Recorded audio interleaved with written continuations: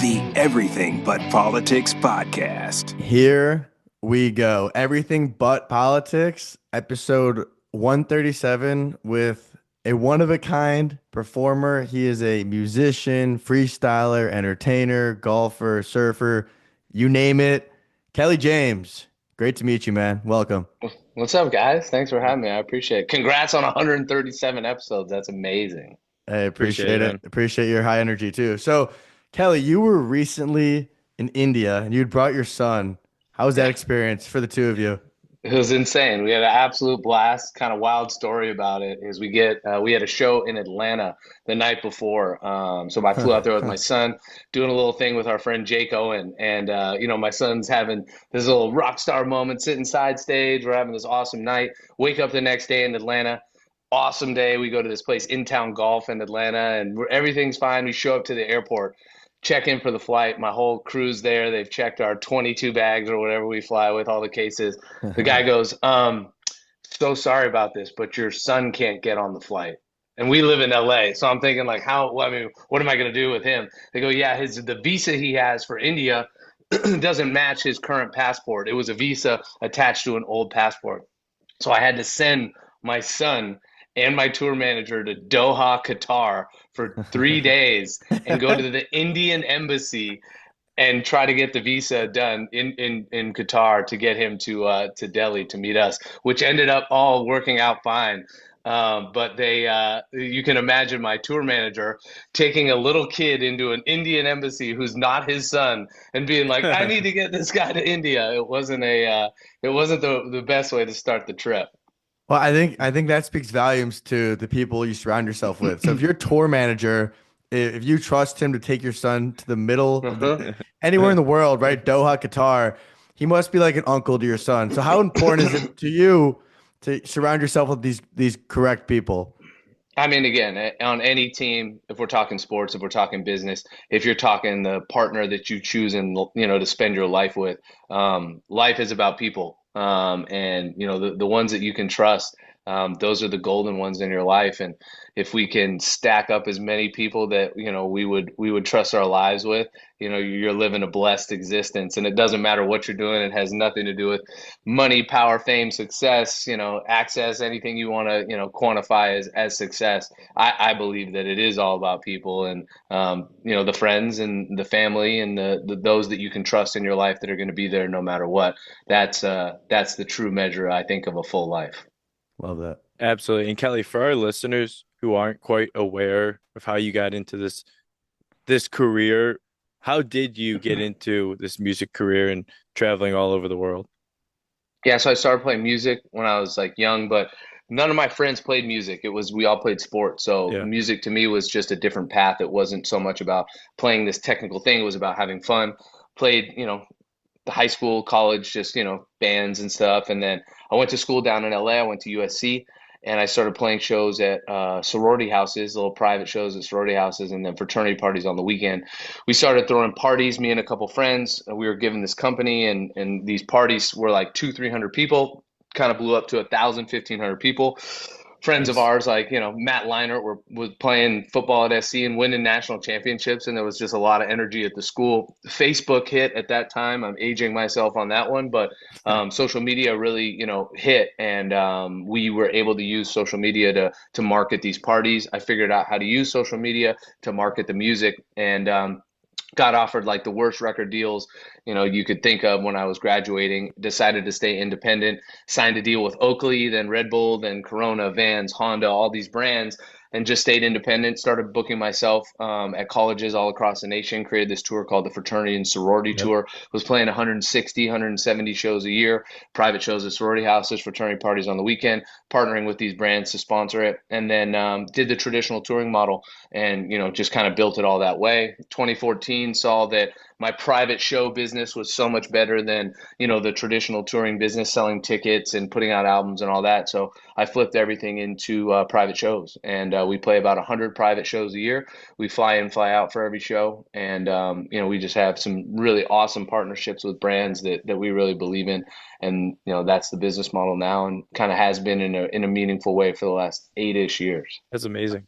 I'm happy you brought up this tour from your college days? Because from what I understand, this tour started off as a Fugaz tour, right? You just telling, hey, we're gonna be in town, and then the hype and it all escalated and built up into a real thing, and then it turned, oh shit, we actually need to be in this place at this time and book out a thing. Tell us about this tour going from fake to real. Yeah, I mean, again, you're an independent artist, you have no agent, you have no manager. Nobody's really willing to kind of jump in because you have no leverage at the time with a record label, which was the traditional way you had to pursue music. And so I just created a fake agent that was me. I called him Michael Galvin, and I would just book myself, and email, text, DM, call, fax, send handwritten letters, everything you could think of at the time, to all these fraternities and sororities. And I'd just be like, hey, my name is Michael Galvin. I've got the hottest artist in LA. His name's Kelley James, and he's going to be in Manhattan, Kansas, on this date. Does February 22nd work? And they'd be like, oh, it doesn't. We have this big event on February 26th. And I'd be like, oh, you can do it. He's available. We'll see you there. And that's so great. the beginning. So Kelley, since then to now, how have your negotiating skills improved?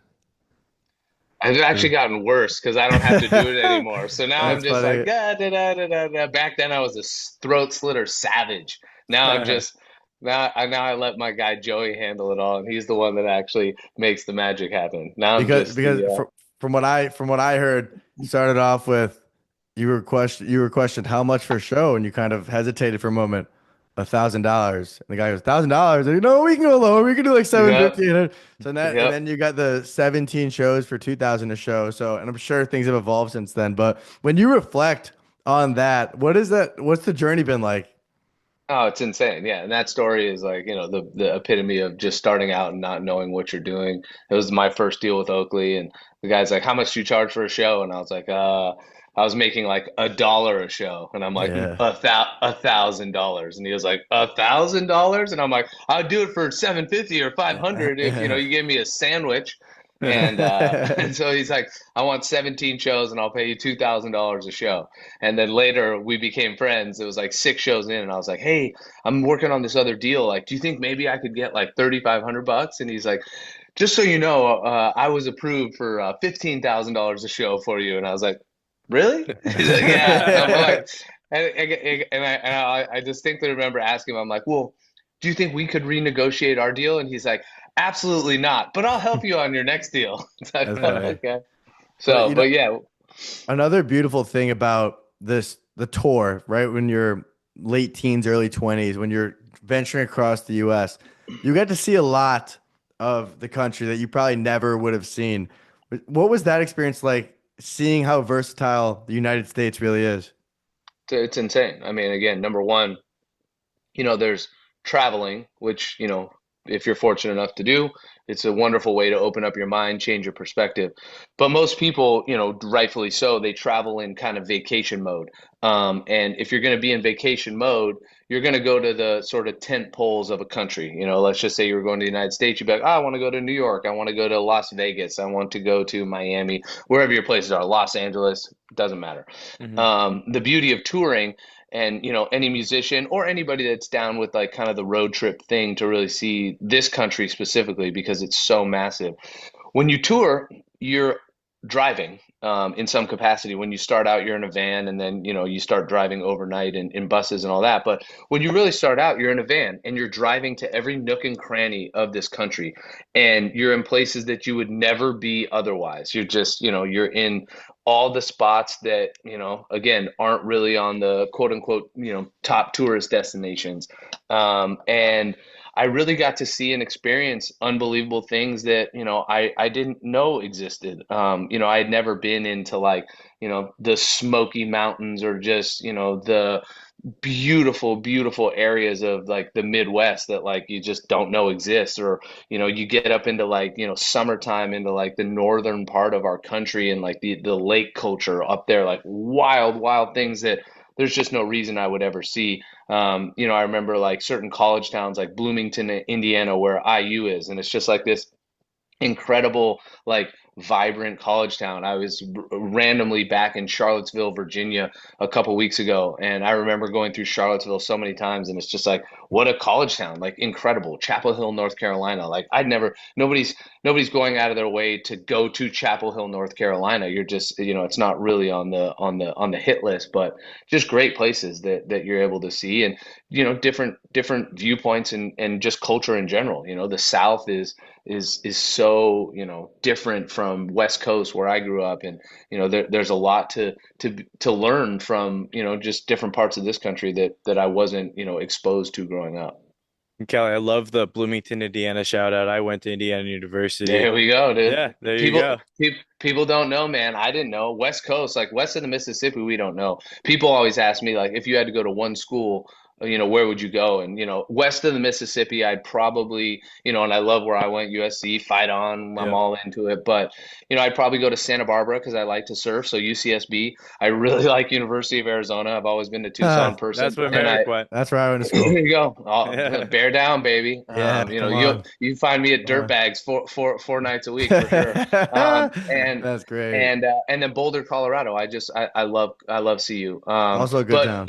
yeah, but east of the Mississippi, the one that I would probably choose, I would probably choose IU. And I love everything about it. I love like the academics, the fraternity sorority thing's wild. Like the party Yeah. culture is awesome. You get this New York, Chicago thing that kind of come Yeah. together and smash into like the Midwest thing. And then, the city itself, it's a beautiful college town with like awesome culture, food. Again, if I wasn't at Dirtbags, I would have been at Kilroy's 4 nights a week, sending it to the moon.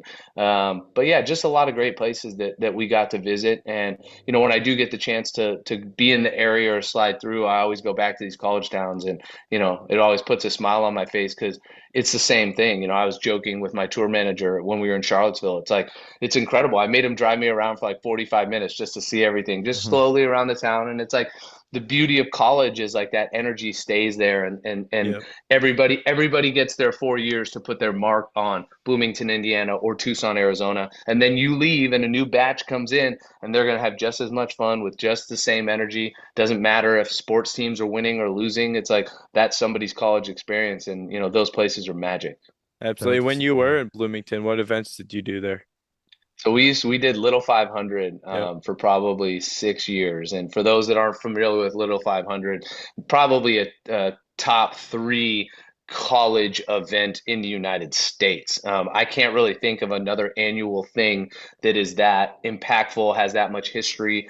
And Yeah, then, that just has happened that too. big of parties, big of part. Yeah, again, April in Bloomington. Yeah. Let's go a whole week. Nobody's going to class.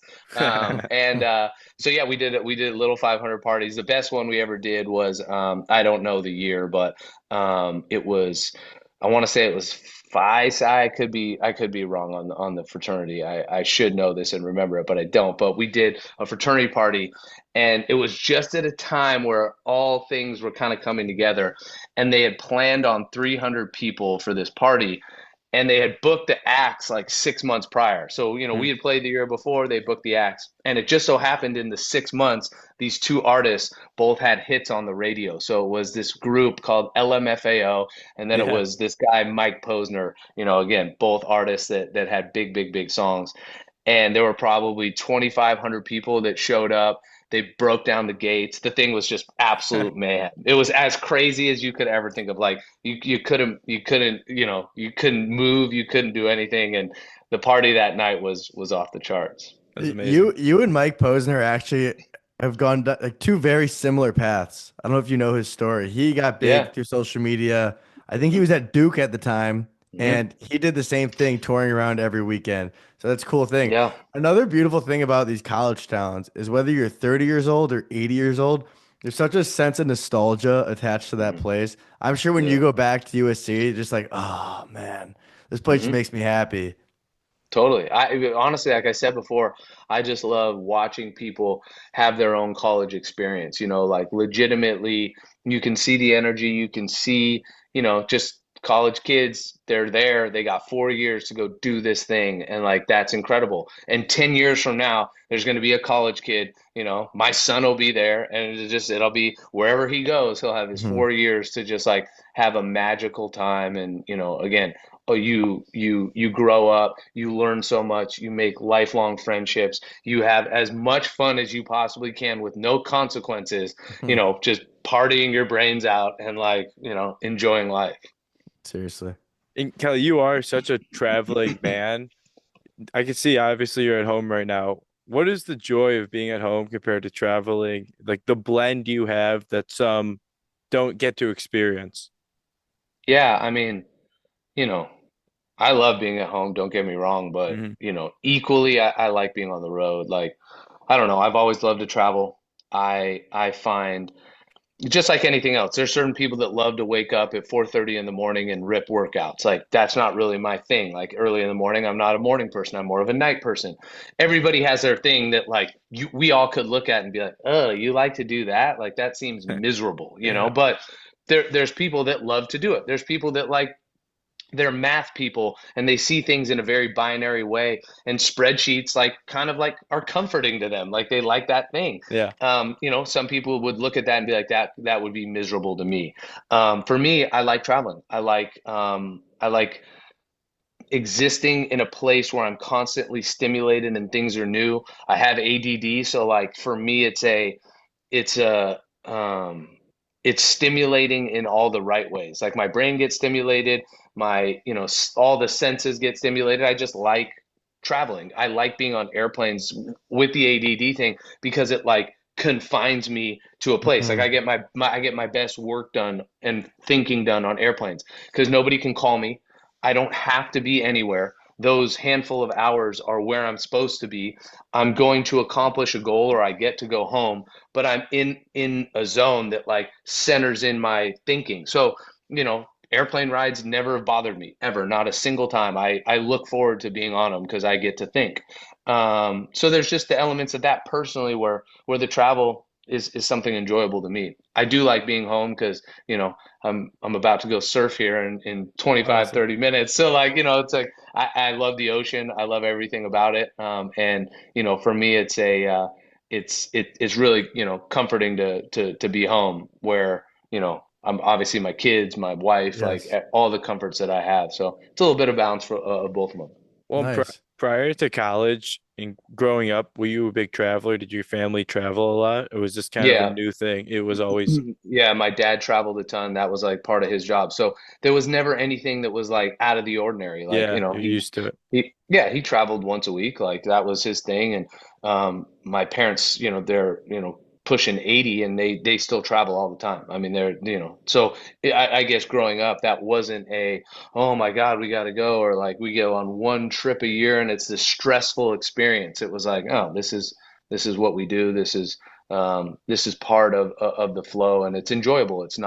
Totally. It's not burdensome. Like, there's some people Yeah. who come home from vacation and they're like, oh, I need a vacation from my vacation, or like they take a flight and that day is like completely ruined because they're like, oh, I just flew in. It's like, I could fly back from the Middle East and go to a dinner that night and just continue to live my life like nothing happened. Yeah.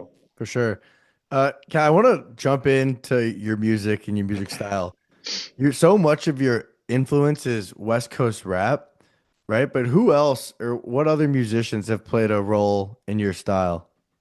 Yeah, I mean, it's pretty much like a line down the middle of like anything like 90s, just, band-based music, from Dave Matthews to again, bands like Dispatch and OAR. I got this little beach house here in Manhattan Beach where I'm at right now, and OAR is playing tonight. My friend Chris Kulos, who's the drummer, staying here. We had this awesome conversation last night at dinner where like, they influenced so much of what I did because, they did it independently. They made sure that, they were staying true to who they were, and they've done it without, a ton of help. Like, they did it on their own. They continue to do it on their own. So there's like the business influence, which would be, OAR for sure. And then there's the artistic influence. So it's, any rock band from the 90s, but then it's all the hip hop artists where it's like, again, I listened to mainly West Coast rap growing up. And I was like, so is it possible to like play a guitar and then like have some semblance of a hip hop cadence in lyrics or, philosophy? So that was really the blending of the style. And it's just more of what I like listening to. And I would say the band that I think sort of nailed it on the head, if I could have one style or one vibe or one thing, it would unequivocally be Sublime. That would be probably just my favorite band ever. Okay, good to know. I like Sublime. Yeah. So, Kelley, another thing that fascinates me, we've been doing this for 2.5 years now. I'm fascinated by people that have found success in competitive industries. And I would say that the top two are music and sports. You spend time around both. What do all of the people that have been successful in those two industries have in common? I mean, it's pretty simple. It's just like a very, very clear goal of what you are and what you need to do, and then like a wildly relentless work ethic. Like that's just what it is. Totally. There's nothing else. You guys have, you got Ryder Cup and US Open, the shirts on. Like, dude, to be a pro golfer, any of those guys, there's literally just one goal. Like their whole life since they were 8 years old, like is to win a major and be one of the greatest golfers in the world. There is no other thing. They almost have no other things, and they work so hard. So you go down the athlete thing. It's like the best athletes, they just have one goal, and they run everything through their life through the filter of that goal. Is the thing I'm doing going to service that goal? And you could do it with anything. Is the meal I'm eating going to service this goal? Is the people I'm hanging out with going to service this goal? Is the way I spend the next 5 hours going to service this goal? And they do that in almost a psychotic way where, most of these people have been doing it since they were 8 years old. And, I joke all the time. I'm like, oh yeah, blah, blah, blah, turned pro in, when they were 22. It's like, dude, most of these guys were pros at 10. Like they were professionals at 10 years old. And, you go onto the other side on the music side, the only people that succeed and can do it for a long period of time, anybody can get lucky. Anybody can do it for 4 or 5 years with a little bit of luck and the right timing and circumstance and all that. But like to do it for 10 years, to do it for 15 years, I mentioned OAR, they got 30 years coming up where they've been together as a band next year. It's like they've been doing it since they were 12. Like these guys go hard and they work insanely hard. And the work ethic is everything. And it doesn't matter like, on the business side either. You look at the most powerful people in the world. Randomly was in a situation yesterday, with on this call with Michael Dell, and maybe one of the most successful tech entrepreneurs in the history of the world, surely of our last 40 years, and he's on this call talking about just sales margins and tweaking this and the numbers and this and this their server sales for AI. It's like he doesn't need more money. He doesn't need more accolades. He doesn't need to do any of it. It's just that that's what he does. He works hard, and it wouldn't matter if he was making, $10 a year or if he's making $10 billion a year. It doesn't matter. It's about, it's about doing the thing, So that's really what it is. What is your goal, Kelley? The great Chris Koulos from OER just walked in. We were just talking about him. Yeah. Hey. What up? I was telling the boys how my business model was influenced by you guys. Yeah. He can't hear what you're saying, but I'm gonna tell him that you're saying that they're the greatest band of all time. All time. That's so awesome. Appreciate it. Now, Kelley, what is your goal? You say most people have a goal from a young age. What was your goal and what is your goal now? Yeah, I mean, my goal is just to continue to grow this thing in whatever way it takes, and or whatever way it goes, and do whatever it takes to get there. The basics of it, to me are meaningless. It goes back to you just do it because you do it. Like, what's the next phase? What are we trying to do? And I don't know what that is. Like, I just want to grow this thing. I want to make sure that we're getting better every day. And if that better means playing a different style of music, if that better means, having whatever kind of success, like I don't know. It's just about, can I wake up tomorrow, get better as a musician, get better as a businessman, get better as a father, get better as a husband, get better as a friend.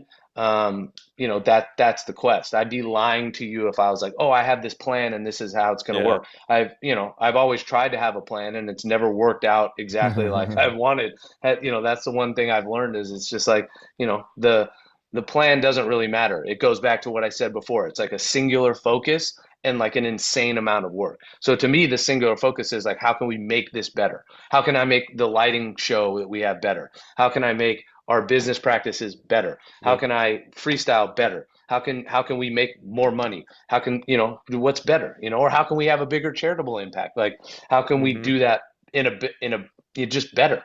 And, then how much work am I willing to put in? Hopefully it's a lot. Hopefully it's like a place where I look at the amount of dedication and I'm like really pleased with that, where I can look at myself in the mirror and be like, dude, I worked as hard as I could to achieve that goal and I failed. Then that's fine. It doesn't matter at that point. That's really the quest for me is like, did I work as hard as I possibly could? And then you can sleep at night with whatever the outcome is. And if it all falls apart, at least you knew you sent it to the moon and you did everything you possibly could to make it succeed. Totally. And Kelley, you have such a specific niche doing these private events, corporate events.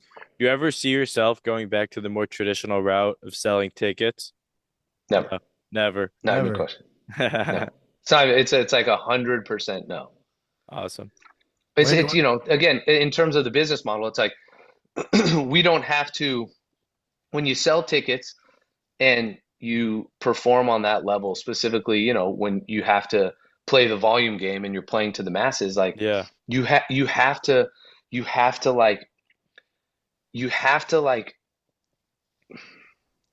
be a part of the culture flow, and you're at the mercy of where culture takes you. And that's a tough game. It's a tough game to play. And those that play it and do it, I tip my hat in the most genuine way, because that's a tough game. That's a really, really, really tough game. I mean, you are on the treadmill running 18 miles an hour all day, every day. And if you stop, the train's gone. For me, we get to dictate our own outcome. We can control what we do. I don't need to sell 100,000 people on an idea or a thing. 100 people just need to like it, and we can have a very, very fruitful business.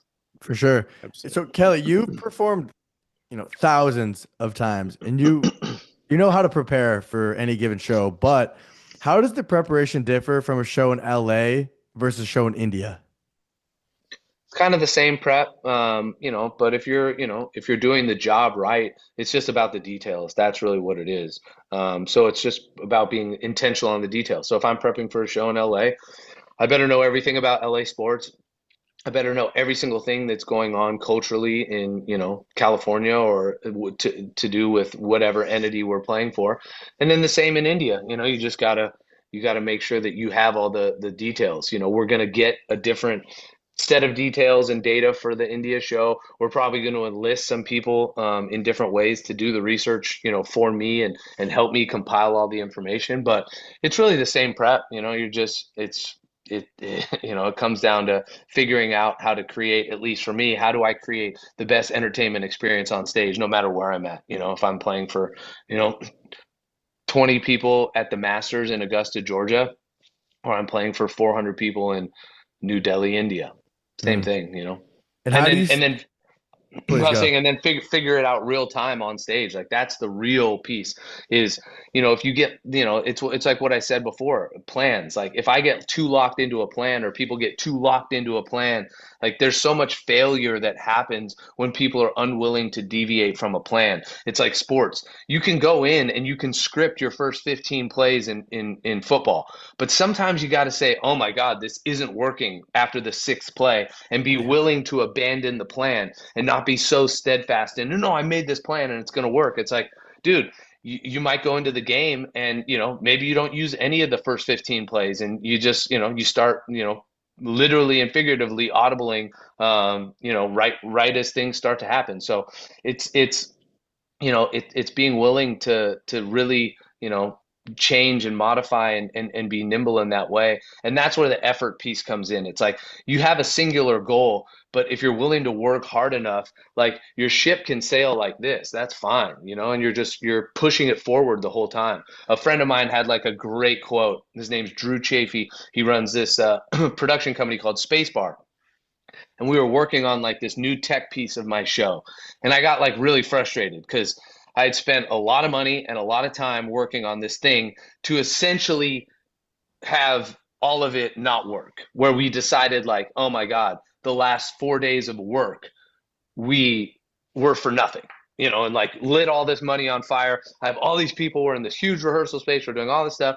And I don't want to say, I was bitter, but I was upset. And I'm sitting there and I told him, and I go, dude, I just wasted 4 days of my life. Like you just like took 4 days of my life. Like now we're going backwards.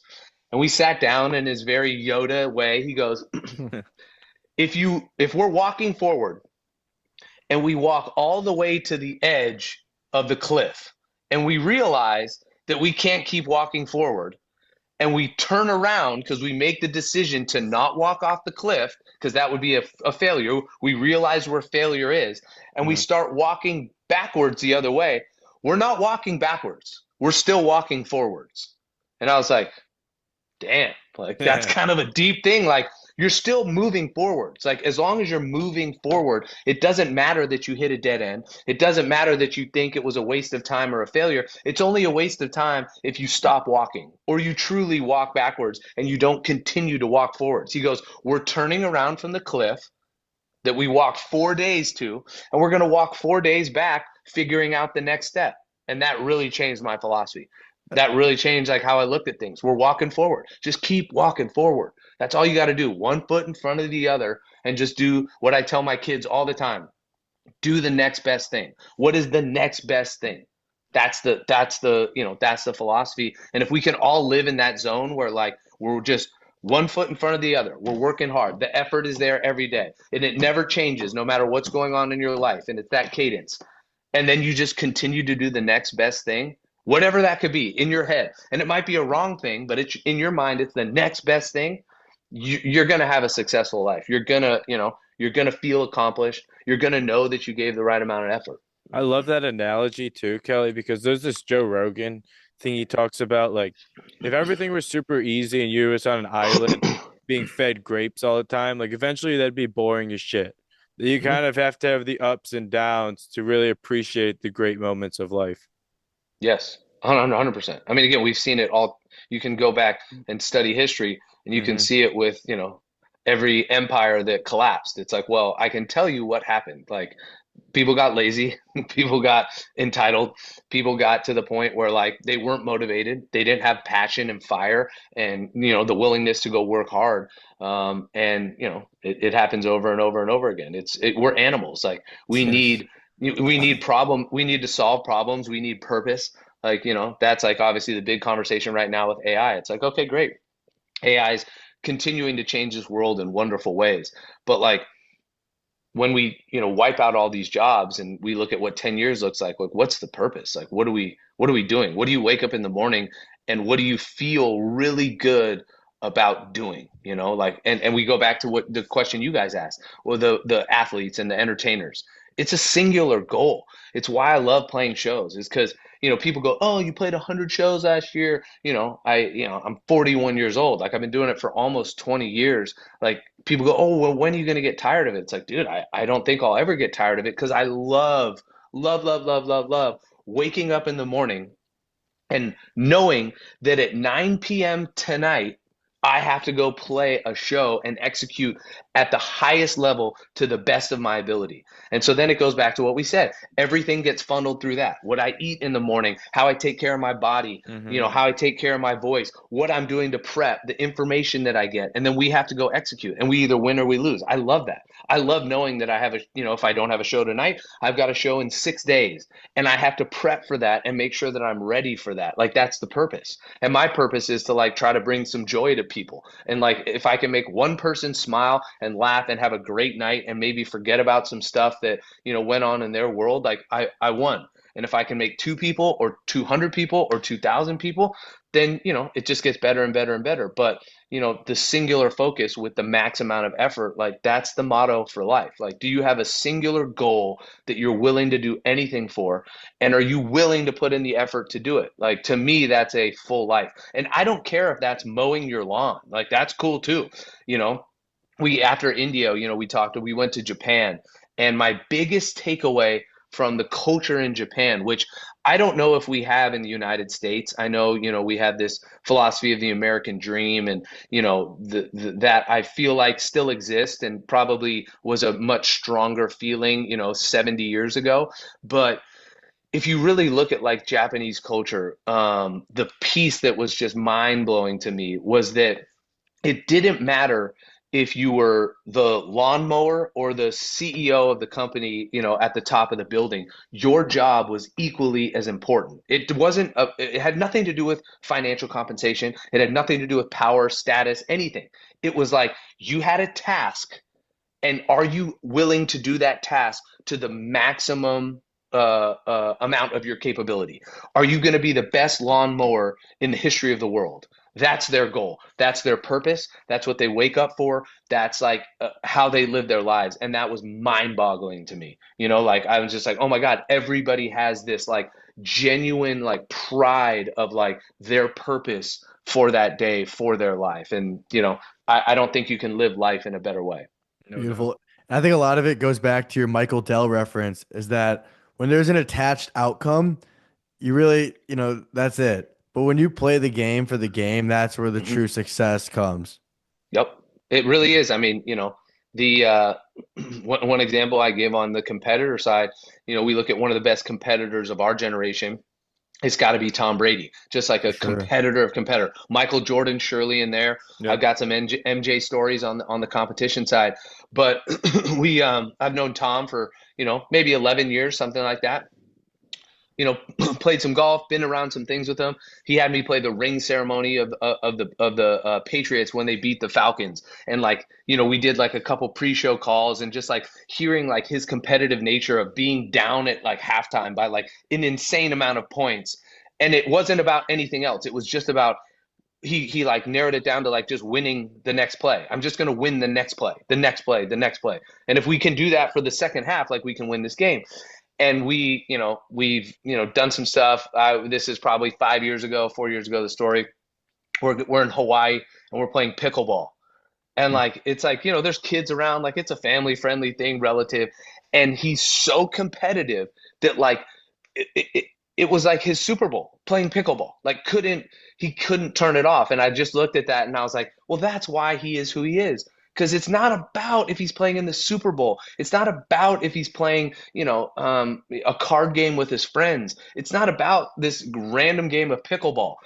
It is everything to him, because that's the purpose, to win the pickleball game. And he's going to put max effort into it. Like that's competition. That's how, all these people succeed. The Michael Dell thing. It's not about the money. It's just about maximizing everything that he set out to do that day. Hmm. How has your definition of success changed from 21-year-old Kelley to now 41-year-old Kelley? I mean, I think at 21, you're chasing a bunch of like kind of material and sort of like juvenile things, if you will.